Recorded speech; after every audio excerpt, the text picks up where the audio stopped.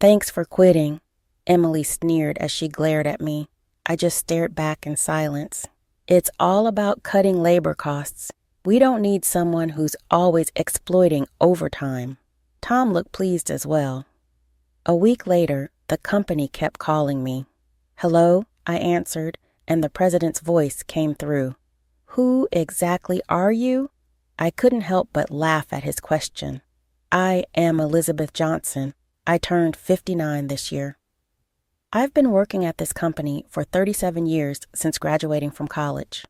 Our company is staffed with administrative scriveners, social insurance labor consultants, and tax accountants handling clerical work for our clients. This is especially popular with company presidents who run their businesses alone. These presidents are busy with sales and lack the time for clerical work, so our company takes care of it for them. I belong to the tax department. I got my bookkeeping and tax accountant qualifications during my school days, and that's why I joined this company. Now, I'm managing 45 clients, which keeps me quite busy. Even though a part-timer handles the accounting entries, it's still overwhelming. But I can't show any weakness. Our clients are all long-term relationships, and many of them have had their fair share of hardships. Seeing them face adversity, I feel I can't lose either. So here I am in front of my computer again today. Lately, I've been troubled. Tom and Emily have been subjecting me to insidious harassment. Tom, 7 years younger than me, is the head of the tax department. He used to be just a regular colleague, but his attitude changed drastically 3 months ago when he got promoted. He used to speak politely, but suddenly he started talking down to me. Elizabeth, what are you doing? You've got some nerve slacking off during work hours. He's always either sarcastic or complaining. I'm looking at documents for tax-saving strategies for our clients. Even when I retort, Tom remains unfazed. Just check the manual for that. Don't do anything unnecessary. And if you end up working overtime, don't expect to get paid for it. Tom glared at me with those words, and I was unable to respond. Emily, Tom's assistant, chimed in. Elizabeth, you should work more efficiently. At this rate, you'll never finish. That's why you're still a rank-and-file employee. Emily laughed mockingly. I was the first to be offered the promotion to department head, but I declined at the time. Becoming a head meant more time for management and less for client interaction. However, it was an internal offer, so Tom and Emily don't know about it. I'll make sure to complete my regular duties as well, was all I could manage to say. Still, Tom and Emily's harassment continued. You're increasing overtime again? What a waste of overtime. Tom's angry voice echoed again today. Elizabeth, cut it out. Your constant overtime is dragging down the whole tax department's performance. Emily sighed as she spoke. The reason for yesterday's overtime was simple. Tom had accumulated a month's worth of declaration forms to be filed by the end of the month. After work yesterday, Tom suddenly said, "Take care of these." He left several client files on my desk. I turned pale when I saw the files. Wait, these all have deadlines this month, right? As I said this in confusion, Tom was already nowhere near. Looking for him, I saw he was already packing up at his desk. I'm heading out. Take care. With that, Tom quickly left the office. Good luck, okay? Emily followed Tom out, laughing mockingly. Unbelievable. I sighed and opened the client files left on my desk. Moreover, some of the files were Emily's responsibility. I sighed even deeper. I knew why Tom was harassing me, because they wanted me to retire quickly. I have more experience and deeper knowledge in taxation than him. As a result, other members of the tax department come to me with their questions instead of Tom. There are other reasons why everyone avoids Tom. He looks greasy and unapproachable. The only female employee who stays near him is Emily. Tom likes young women, and that's probably why he wants me to retire, to get the other female employees to rely on him more. It's such shallow thinking. It gives me chills. There's also the fact that he simply doesn't like me. Emily was harassing me to curry favor with Tom. Tom is the one who evaluates the performance of the tax department, so she probably wanted to undermine me to get a good evaluation from him. Anyway, I have to manage these declarations. Not only do I have to prepare the tax declarations for my assigned companies, but it looks like I won't be able to finish today's work either. But if I try to claim overtime, I'll just get complaints from Tom and Emily. I resign myself to unpaid overtime. Then one day, I was suddenly called to the president's office. Our company had just had a change of president. Originally, the president's father had been managing the company since its founding, and it had only recently been handed over to his son. The son had always worked at another company and still wasn't fully acquainted with our company, but it couldn't be helped since the former president had suddenly fallen ill and he had to take over. Excuse me. As soon as I entered the president's office, I noticed Tom and Emily, and for some reason, they both had unpleasant smirks on their faces. Why are Tom and the others here? I muttered quietly enough that no one else would hear. In this tense and strange atmosphere, the president spoke.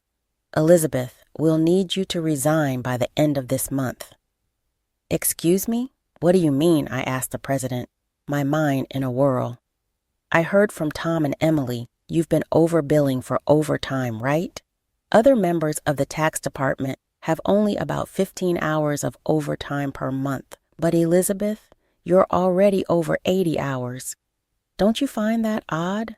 Tom and Emily have 0 overtime this month. Impressive, right?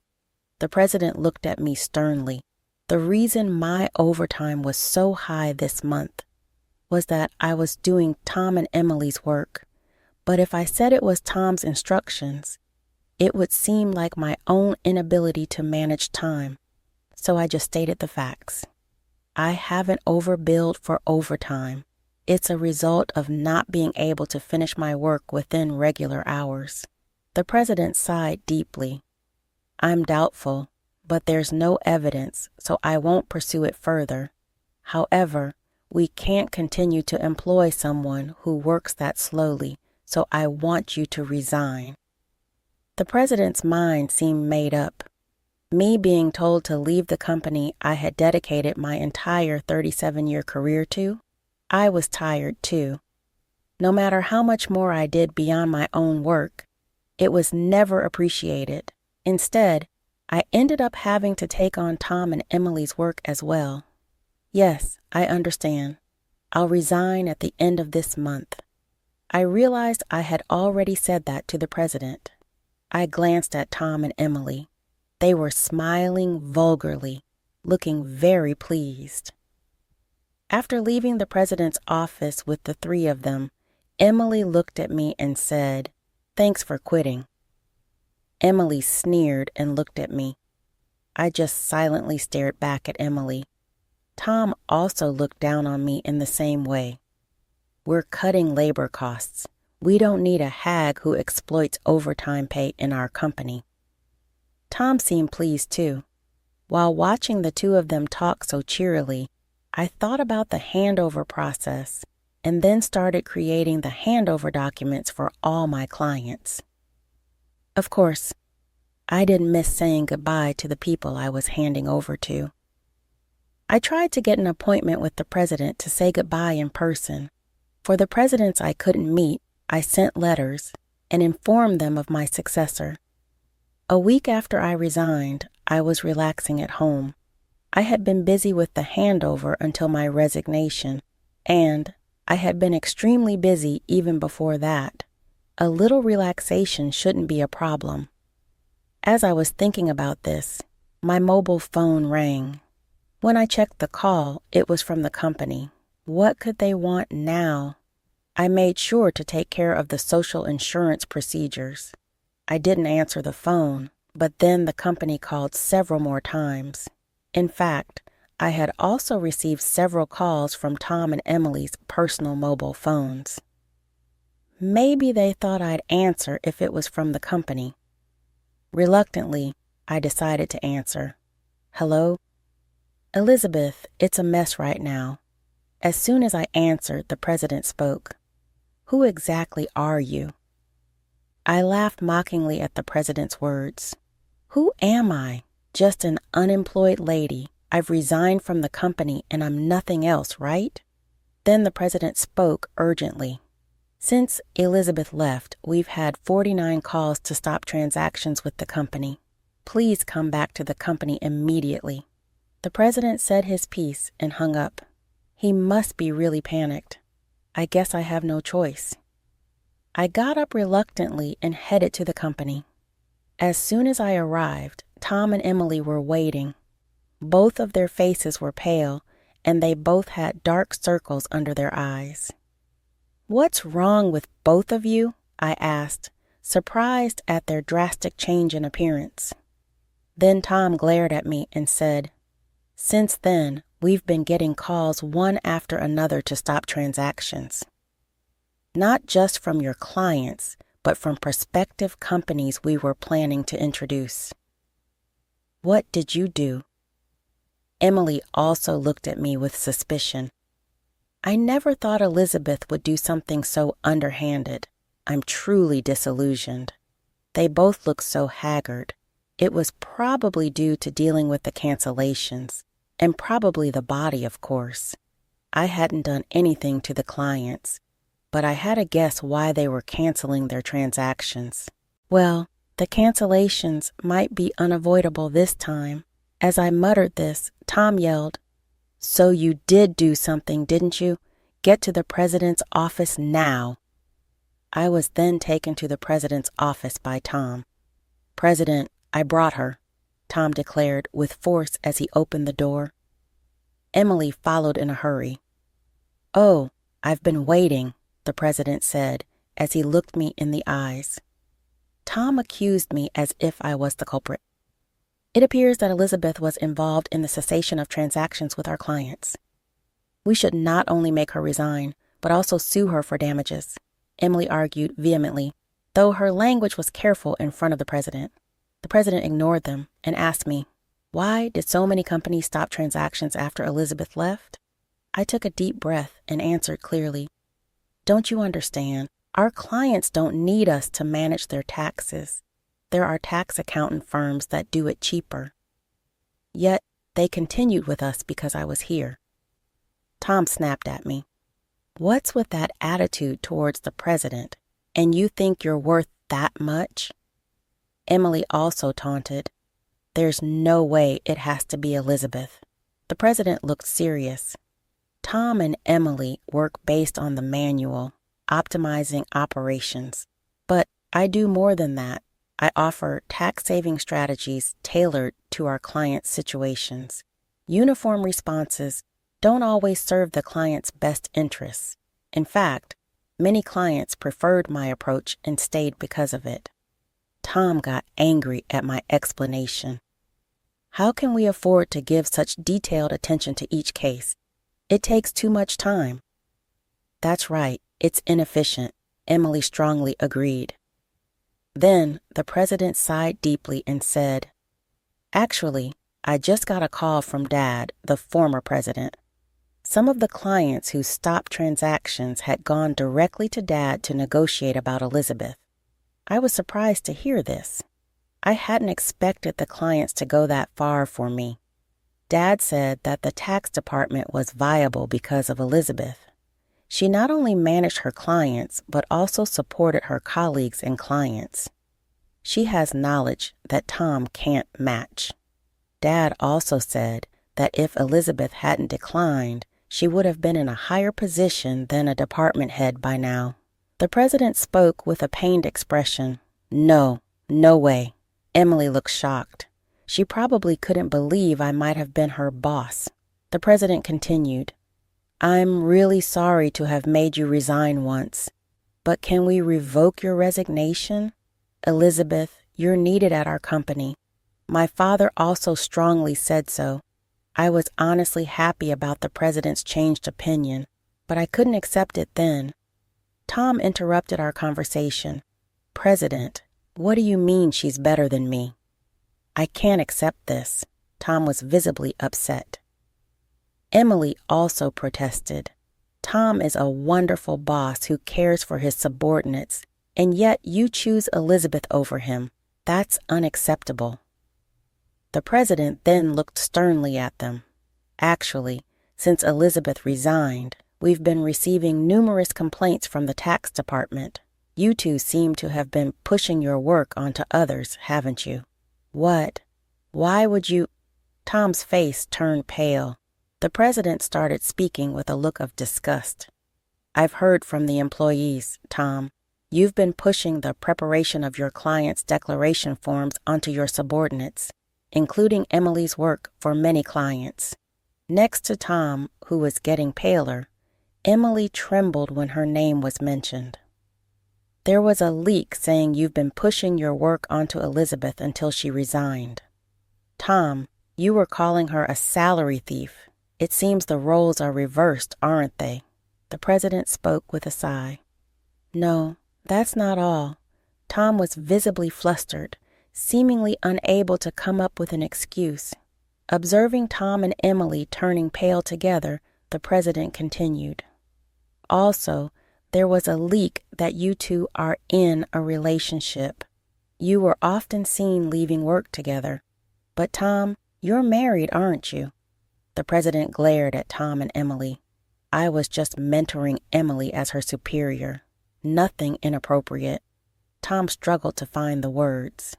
When the president produced several receipts, he continued, These are receipts queried by the accounting department.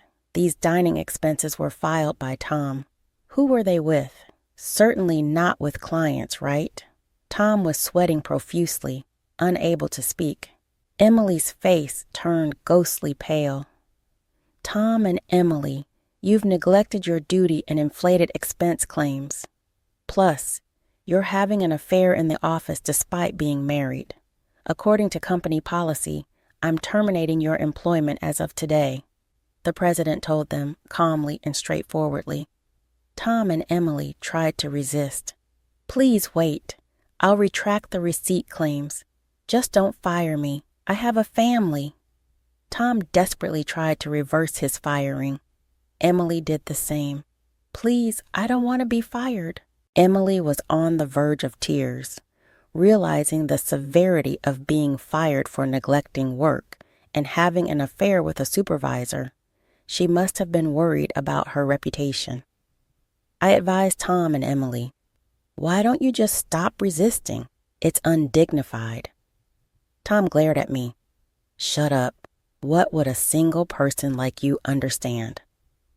I sighed and said, Tom, you were the one who got me fired. It's just karma. What goes around comes around. Why don't you take some responsibility and reflect a bit?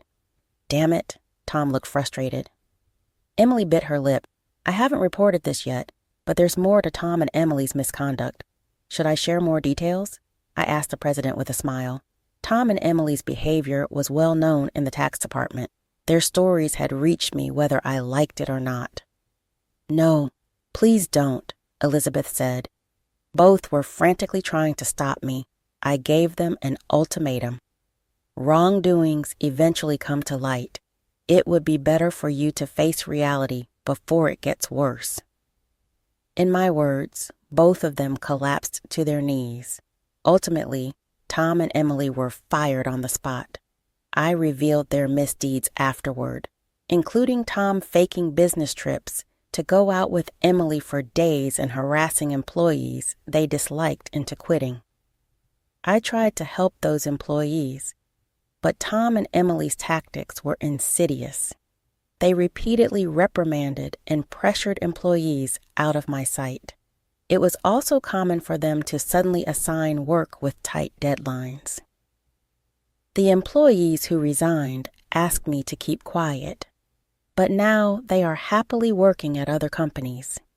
So I decided it was okay to speak up. The president was furious at my revelation.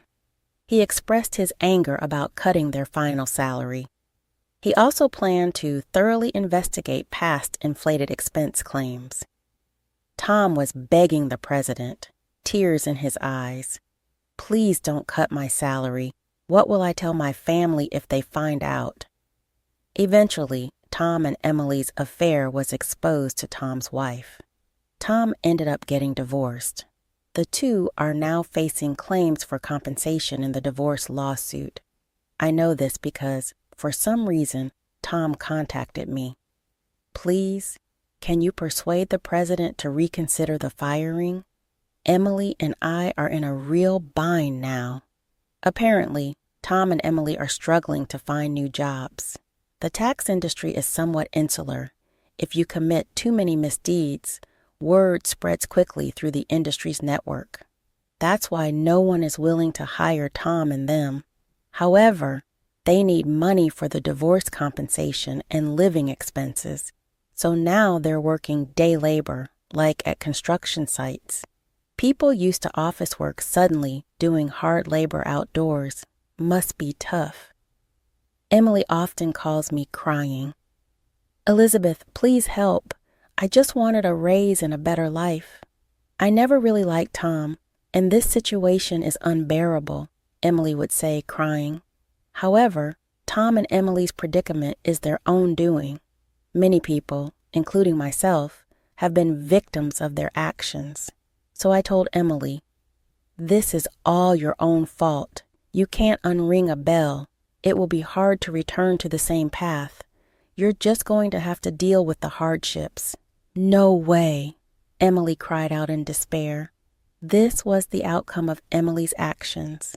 I hope she continues to regret her actions in the future. As for me, I'm still enjoying a relaxed lifestyle away from work. The president has been begging me to return, but I have declined. After being told once to resign, I don't think I'll go back. Sometimes I help out at a friend's tax office to earn a bit of money. Maybe once things settle down, I'll start my own office. Like my friend in my own office, no one can complain about my working style. I can fully dedicate myself to my clients. As a tax accountant, I want to be on equal footing with my clients, not as a teacher, but as part of the service industry.